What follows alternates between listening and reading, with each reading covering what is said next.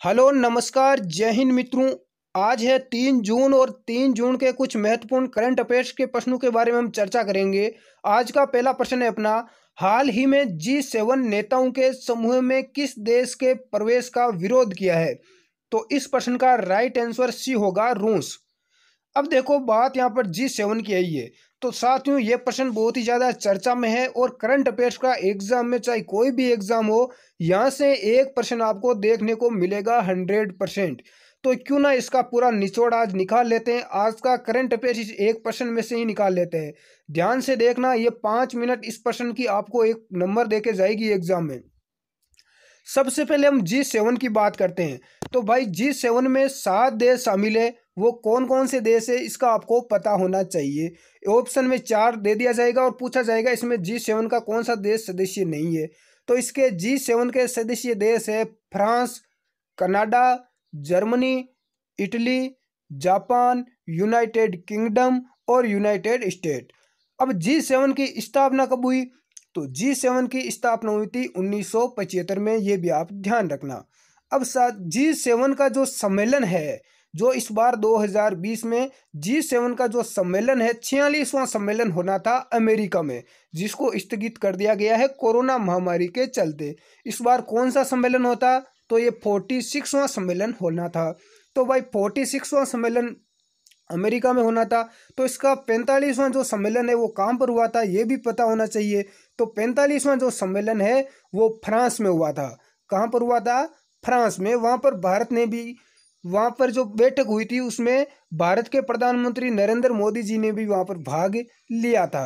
अब देखो G7 की बात आई है और ये मुद्दा अब चर्चा में क्यों है। देखो क्या बात हुई है कि अमेरिका के जो राष्ट्रपति है दुनिया के चौधरी डोनाल्ड ट्रंप, उन्होंने क्या किया है कि इस G7 को बढ़ाने की बात की है कि G7 को बढ़ाओ और इसे G10 और G11 बनाओ। तो देखो कौन कौन से देशों को इसमें जोड़ने की और बात की गई है। इसमें देखो ऑस्ट्रेलिया को, दक्षिण कोरिया, भारत और रूस, इन 4 देशों को और शामिल करने की बात कही है।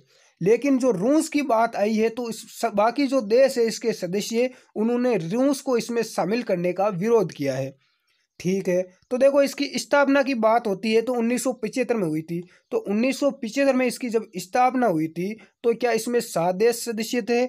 तो उस समय इसमें 7 देश सदस्य नहीं थे, उस समय इसमें मात्र 6 देश सदस्य थे। तो फिर 7वां देश कौन सा जुड़ा था 1976 में? तो 7वां देश इसका सदस्य बना था वो कनाडा बना था। ये भी आपको ध्यान रखना है। तो उसके बाद में क्या इसमें 7 ही देश सदस्य रहे? नहीं, 1998 में इसमें एक देश और जुड़ा और G7 से ये G8 बन गया था। वो 8वां देश कौन सा जुड़ा था? वो रूस जुड़ा था।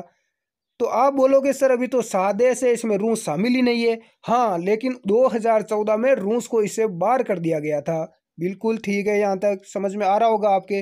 अब देखो, अब यहाँ पर बात क्या हुई है कि बात तो ये हुई है कि इन 4 देशों को शामिल किया जा रहा है। कौन कौन से देश? ऑस्ट्रेलिया, दक्षिण कोरिया, भारत और रूस। लेकिन रूस को शामिल करने को लेकर इसमें बाकी देश है वो क्या उठा रहे हैं? आवाज़ उठा रहे हैं। यहाँ तक ठीक है।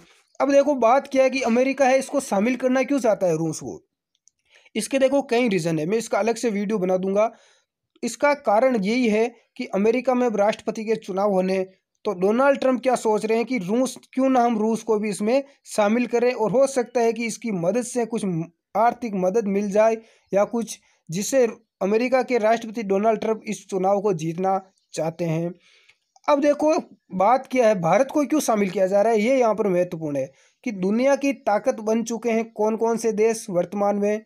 भारत, चीन और अमेरिका, ये 3 देश। अब देखो अमेरिका क्या करना चाहता है? भारत से संपर्क रखना चाहता है। कौन? अमेरिका। अमेरिका चाहता है कि उसके संबंध डेमोक्रेसी के रूप में भारत के साथ मजबूत हो, क्योंकि अमेरिका को चीन को क्या लेना है? कंट्रोल में लेना है। यानी इसके G7 में जो ये 4 देशों को जोड़ा जा रहा है, इसमें चाइना को कहीं नाम नहीं है, ये ध्यान रखना। चीन का कहीं नाम नहीं है।